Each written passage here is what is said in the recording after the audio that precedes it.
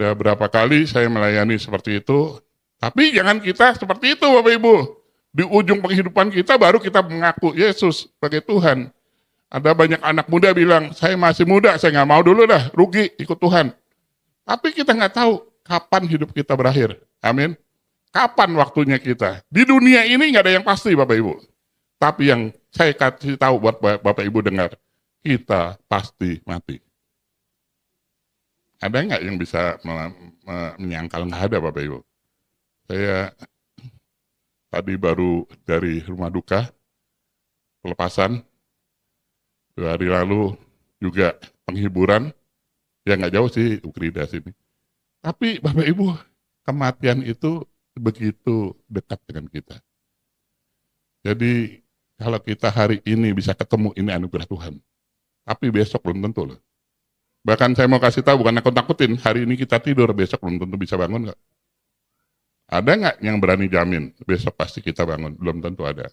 Tapi yang saya mau katakan, kita harus percaya pada Tuhan Yesus, karena Dia yang memegang hari depan. Sebab Dia hidup, ada hari esok. Sebab Dia hidup, Dia yang punya surga dan mulia, kita ada di sana, bersama-sama dengan Dia. Amin.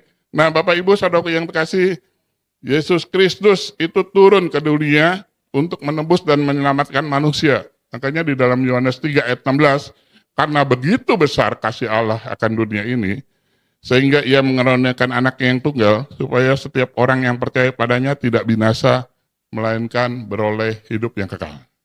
Hari ini, kalau masih Bapak Ibu belum percaya, ambil kesempatan, kemerdekaan secara rohani, kita menjamin hidup kita yang kekal. Di hari ini mulai kita terima, hari ini kita dapat. Haleluya. Nah Bapak Ibu saudara yang dikasih, nah siapa yang bisa membebaskan kita dari belenggu dosa, yaitu kemerdekaan dalam Kristus Yesus. Next, yaitu di dalam Roma 8 ayat 2. Roh yang memberi hidup telah memerdekakan kamu dalam Kristus dari hukum dosa dan hukum maut.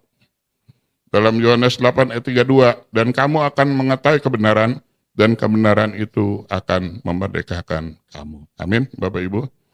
Jadi karena kita bisa mengenal, kita percaya pada Tuhan Yesus, maka kita mengenal kebenaran. Dan kebenaran itu yang memerdekakan kita. Kita nggak bisa menyelamatkan diri kita sendiri dengan perbuatan baik kita.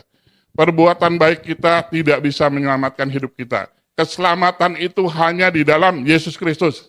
Kemerdekaan itu ada di dalam Yesus Kristus. Banyak jalan menuju ke Roma, tapi jalan ke surga hanya melalui Yesus Kristus. Yang percaya katakan amin. Haleluya, amin. Yesus itulah satu-satunya jalan dan kebenaran dan hidup.